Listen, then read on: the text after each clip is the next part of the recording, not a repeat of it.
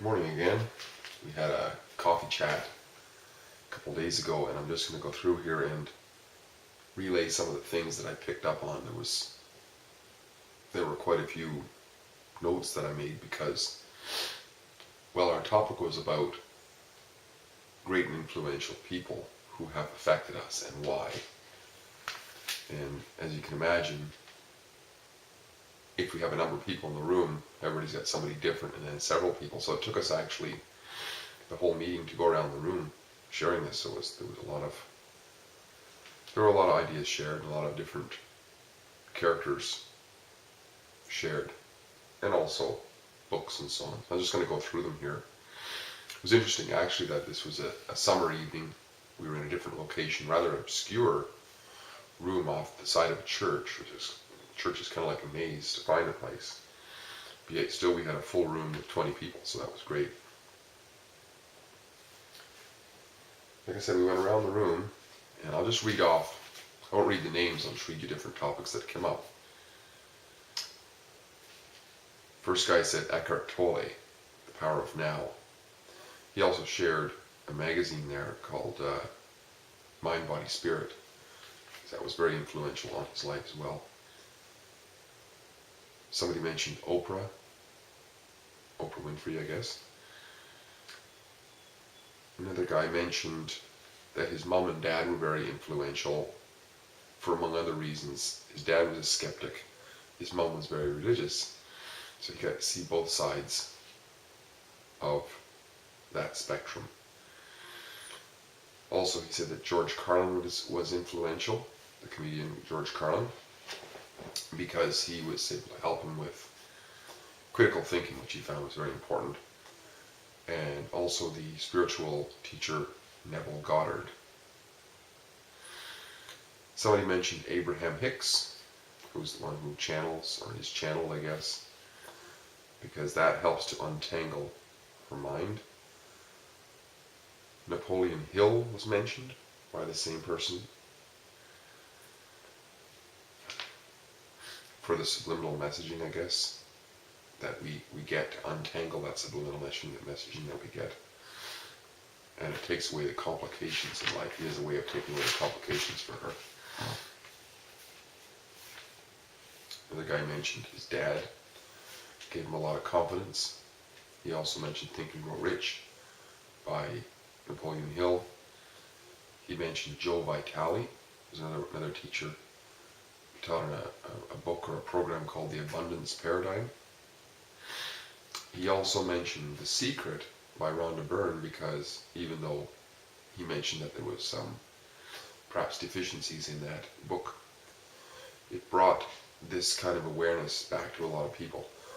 Not something new, of course. The Secret wasn't something new. It's just that it brought it back into the light of many people's consciousness.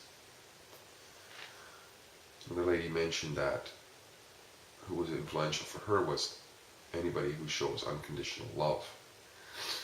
Specifically, she mentioned Jesus and Mother Teresa in that category. Then she had other categories of life that people have been influential with her. One was Jimi Hendrix. Not sure what category that was, but Jeff Foxworthy, who I believe is the comedian. Bradshaw, I forget the guy's first name. Anyway, Bradshaw. Deepak Chopra, and Miles Monroe. Somebody else mentioned their parents were very influential, and somebody named Fred Penner, who is a child entertainer. Another guy mentioned that his mom and dad were very influential once again, that he was a bakery student, and his teacher, John Thornton, was very influential because he helped him to see that. Just a second. He helped him to see that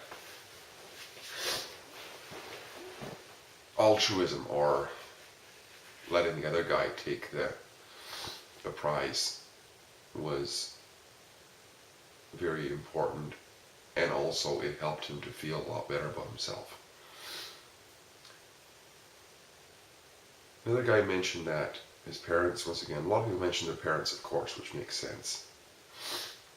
But this one guy mentioned that anything that helped him to be a little bit more skeptical and ask the question, are you sure about this, was very important. He found that fiction authors, certain fiction authors, like L. Ron Hubbard as an example, allowed him to see what people were going through to create what they're creating, and they draw upon many sources to create their fiction, and therefore was able to help him somehow. Another guy mentioned, once again, his mom and dad. He mentioned an old lawyer friend of his who communicated to his customers, I care. And also this guy, I guess, told him that if you don't tell somebody to F off every day, you haven't really lived that day. But that was his take on it anyways. And he found that life is like a vaccine, that we get a little dose of what we don't want all the time, and it strengthens us. That was interesting. Another lady mentioned that her first employer was really influential.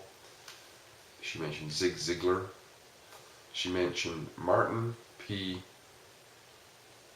Salacalman or something. I didn't write it very clearly. I missed that. And anyways, one of the names of his books is called Learned Optimism. Another one's called Critical Psychology. And his latest book is called Flourish. There's another one too, I'm not sure if it's by him, but she mentioned Authentic Happiness.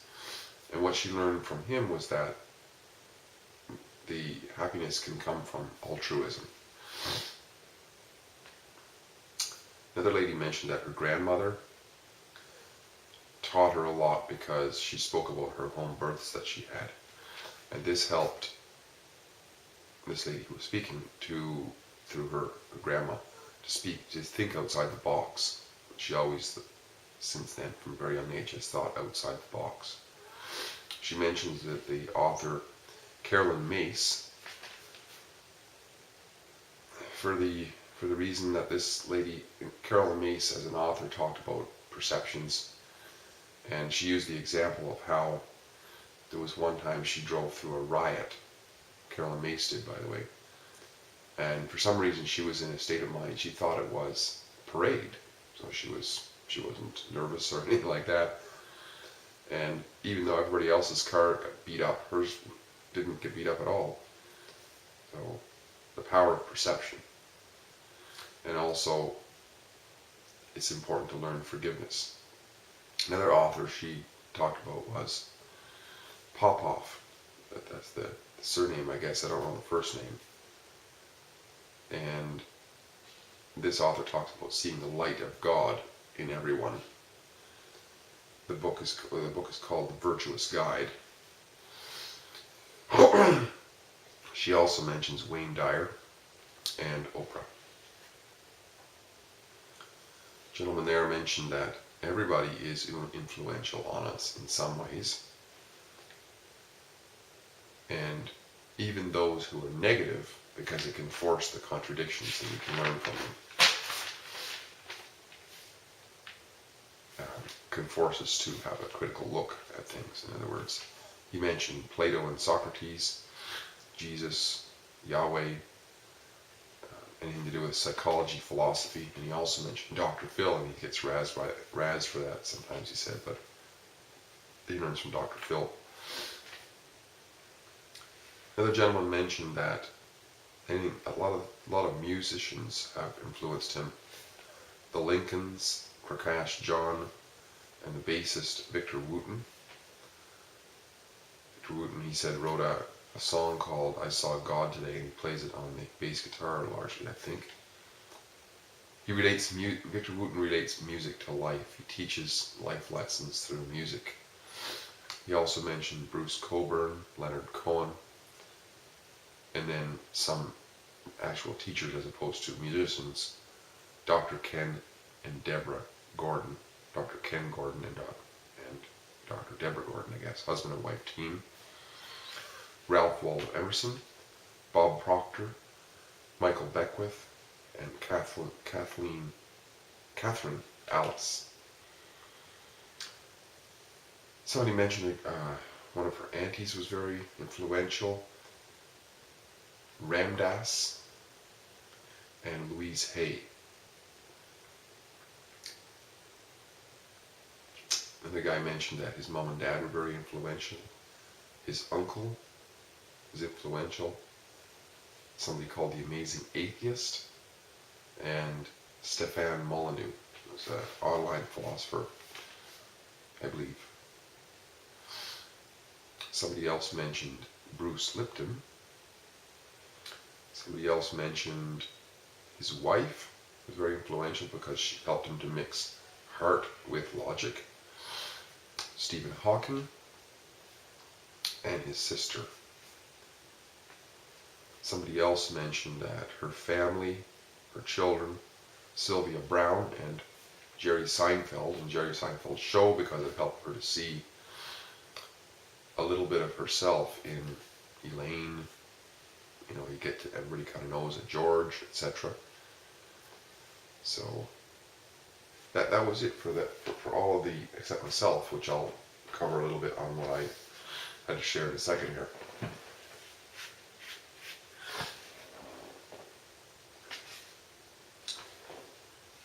So I'll ramble on a little bit about what I had to share as well. So I forgot to mention my family, of course. I almost take that for granted sometimes, and I do. I gotta be aware of that at times. My wife, my children, learned so much from my children. Just my children, especially, I would say, have taught me to live in a way for somebody else where I never really had to before. It was kind of humbling in a way. It brought me down, civilized me, if you want, if I might say so. Also, a little bit of I would say that my mom and dad, as most people mentioned, Mom said, she used to say, have this saying, which has always stuck with me: if you got nothing good to say about somebody, don't say anything at all about them. Which I didn't really understand that at the time, but it kind of makes sense now.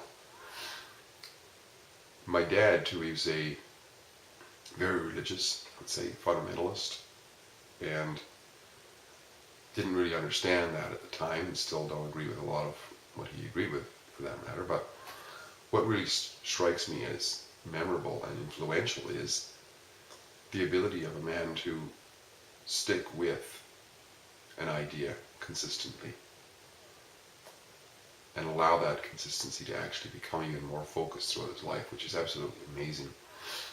How somebody can stay with that intensity of focus for that long of a time. Really quite amazing. Also, I would say I would resonate with what some other people mentioned, that Jesus has been influential. The message of Jesus, I would say, but not from early on. I grew up Christian, but that didn't really, my family was, but I didn't understand it at all. But I came into the message of Jesus by going through learning and reading self-help books, and it would be referenced, because growing up Catholic, which is what the tradition I was raised in, Catholics don't really read their Bibles. I was never really a Bible reader, so I came at that later, and particularly in being recommended to read the Gospel of Matthew at a certain point. And what I found was that the message of Jesus was very profound, particularly, like I like to say, between the Sermon on the Mount and the Grove of Olives, followed by the trial of Pontius Pilate. That is peppered with very profound messages throughout there. The message of Jesus, yeah. So, and then I would say another influential one was The Secret. It popped out at me. That's another whole little story, how I came upon that, by Rhonda Byrne. But not so much that as the reference in the back to Wallace Wattles. And I began to read Wallace Wattles, and I'd say the reason why Wallace Wattles was so influential on me is because he was able to take a body of information from people like Emerson and such like that, and just melt it down to a level that an everyday guy like I could understand in very simple terms. So it's really influential. But when I began to think about who is very influential on me in terms of something to present here, specifically, I came across a character. It's kind of a made-up character, and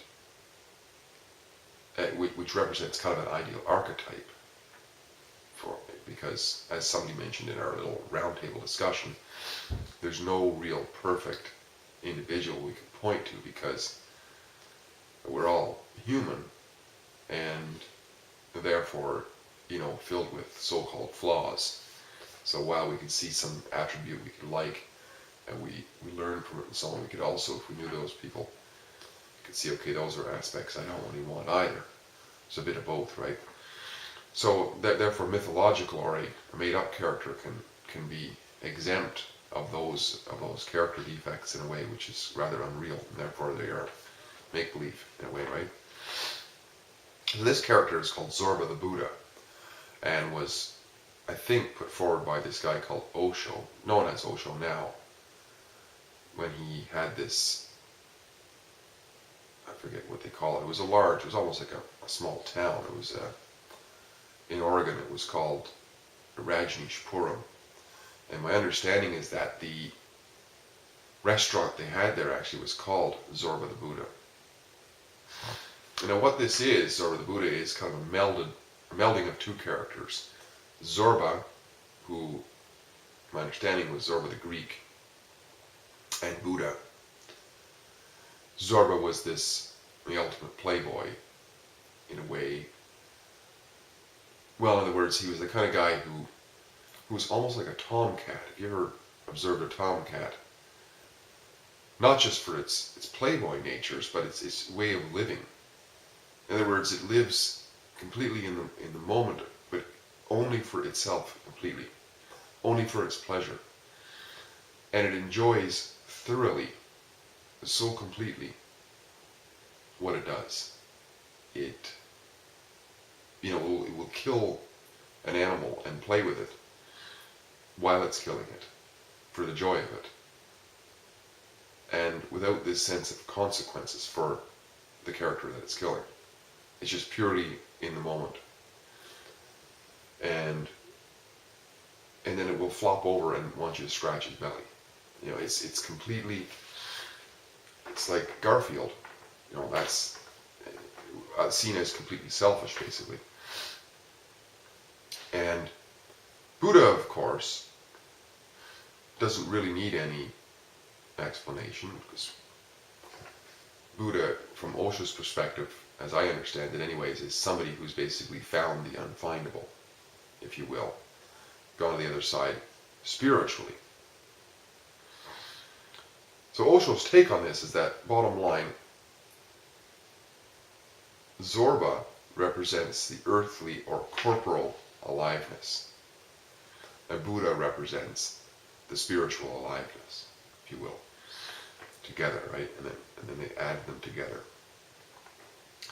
And in discussion with one of his student asked, or made the point, in the form of a question, I guess, that in a way, I forget exactly how it was done, but he says that awareness is the boat which crosses to the other side, and love is the bridge that comes back, uniting both sides of the river of life. And in response to this, Osho makes the point, in his opinion, that many so-called enlightened ones, such as saints, have a certain awareness such that they have a foothold on one side of the river, but they're not able to make the connection to truly living in the corporal. Or as Osho calls it, they are not able to come back in a shower of love. And he says a saint without love is only half grown. He also says that a lover without awareness is only half-hearted. But both awareness and love completes the circle. Zorba is love, he says. And that might be a hard one to take with the tomcat, throwing the animal around. But he's completely connected. If we take love to be that, like this intensity of connection, with no distraction whatsoever, with what he's doing, with his corporal enjoyment. Anyway, so the Zorba is the love, and Buddha is the awareness. Now, normally, as Osho says, Zorbas think that Buddhas are nonsense, and Buddhas think that Zorbas are lost. Therefore, Zorbas repress their inner Buddhas, and Buddhas repress their inner Zorbas. A Buddha without a Zorba is only a desert.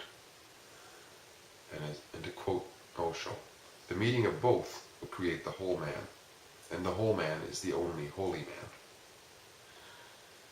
A little bit of my take on this. We can live our versions of Zorba the Buddha while living like Zorba, with the addition of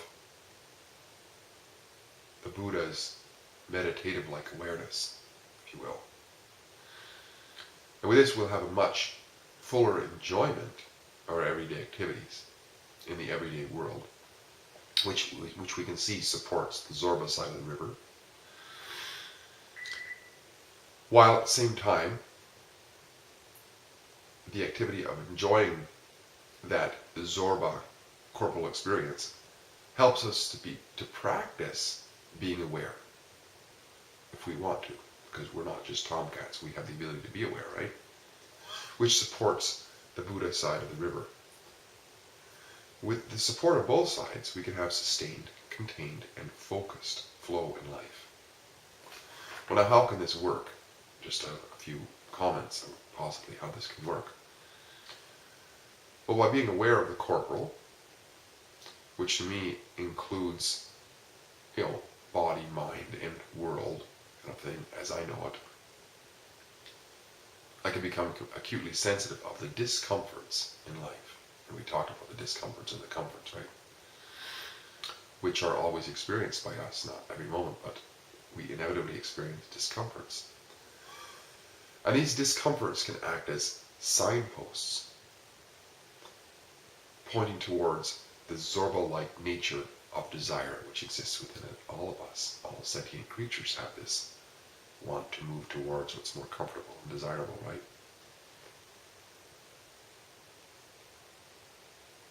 Unlike a tomcat or Zorba, I should preface that by saying, however, unlike a tomcat or Zorba, who has little awareness and therefore acts without regard for others, with awareness, a Zorba the Buddha will take into account a bigger picture, and therefore, rather than act immediately or pounce like a cat, the Buddha nature will balance out things with vision and therefore clarity. The Buddha's ability to develop skills like this and other skills on an infinite level, will also put aside the nonsensical notion of limitation, and therefore the power of confidence will reign high. And with this confidence in the vision of what's desired, right, there'll be much strength, and therefore the will to act, which will cement the resolve to go forward in the flow of the river with certainty and purpose in action, and therefore results. Furthermore, Zorba the Buddha, being truly holy, will be an individual of much joy in his flow, and also full of thanksgiving for all parts of his life. He will see that because of the discomforts in his life, he gets to feel joy. And without the discomforts, he would never know joy. Therefore he rejoices in all, including discomforts. It is for this reason that I pick Zorba the Buddha as my most amazing character. I think another idea coming up soon could be the flow. Zorba the Buddha Osho talked about the flow in life. Something to think of anyways. I enjoyed sharing again. I'll talk to you again in a couple weeks. Bye-bye for now.